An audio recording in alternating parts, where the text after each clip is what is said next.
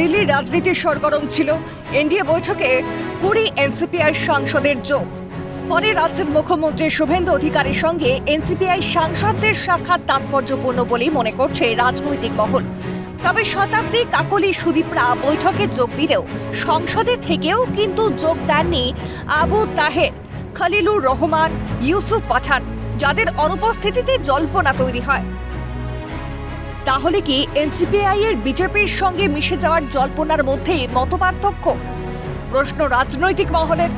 তাদের বক্তব্য, আমরা এনডিএতেও নেই, বিজেপিতেও নেই, তবু মুখ্যমন্ত্রীর সঙ্গে বৈঠকে যোগ। উন্নয়নের স্বার্থে সেই বৈঠকে অংশ নেওয়া তাদের। এখানেই জল্পনা 3 এনসিপিআই সাংসদ কি কালীঘাট তৃণমূলে ফিরছেন। এই পরিস্থিতিতে বিজেপির রাজ্য সভাপতি শ্রমিক ভট্টাচার্য স্পষ্ট জানান, 20 সাংসদ এনডিএতে যোগ দিয়েছেন। এখন তারা যাবেন কি যাবেন না তা তাদের নেতৃত্বের দেখার বিষয়। সেটা আমার সিলেবাসে পড়ে না। দেশ এখন তুগলকের শাসন থেকে মুক্ত, তাই এই সমস্ত দ্বিচারিতা থেকে দূরে থাকুন। কোনো রকম নাটক মানুষ হজম করবে না। দেখুন, আমি যতদূর জানি 20 জন এনসিপিআই এর সাংসদ এনডিএতে যোগ দিয়েছে। এখন যাবেন কি যাবেন না সেটা তাদের নেতৃত্বের দেখার বিষয়। সেটা আমার সিলেবাসের মধ্যে পড়ে।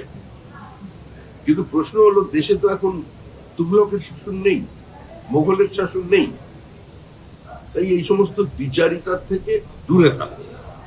আমার যেমন বেনি তেমনি রবে চুল ভিজাবো না, এই নাটকও কিন্তু মানুষ হজম করবে না। এদিন লোকসভার আসন সংখ্যা বাড়তে পারে এমন আশ্বাস দিয়েছিলেন অমিত শাহ। 2029-এর ভোটের আগে পশ্চিমবঙ্গে কি তেমনটাই দেখা যাবে? এই নিয়ে চর্চা তুঙ্গে। রাজ্যের বর্তমান 42টি লোকসভা আসন রয়েছে। আসন পুনর্বিন্যাস হলে তা বেড়ে 63 হতে পারে বলে দাবি করছে এনসিপিআই সূত্র। মুখ্যমন্ত্রী শুভেন্দু অধিকারী বৈঠকে জানিয়েছেন, লোকসভা আসন সংখ্যা বৃদ্ধি পেলে সম্প্রতি এনসিপিআইতে যোগ দেওয়া নেতাদের নির্বাচনে প্রার্থী করতে কোনো অসুবিধা হবে না। নতুন আসন তৈরি হলে রাজনৈতিক সমীকরণেও বড় পরিবর্তন আসতে পারে বলে মনে করছে রাজনৈতিক মহল। এর পরিপ্রেক্ষিতে শ্রমিক ভট্টাচার্য জানান, এটা সম্পূর্ণ সংসদীয় বোর্ডের বিষয়। 29 এখনো অনেক দূর। ডিলিমিটেশন হবে, আসন বাড়বে, নির্বাচনে প্রতিদ্বন্দ্বিতা করা অনেক পরের ব্যাপার। এর মধ্যে গঙ্গা দিয়ে অনেক জল বয়ে যাওয়ার ইঙ্গিত দিলেন শ্রমিক। দেখুন, এটা আমার সিলেবাসের মধ্যে পড়ে না। এটা সম্পূর্ণই আমাদের সংসদীয় বোর্ডের বিষয়।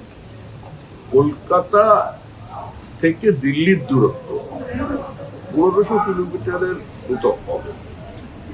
আর 29 তখন অনেক দিন।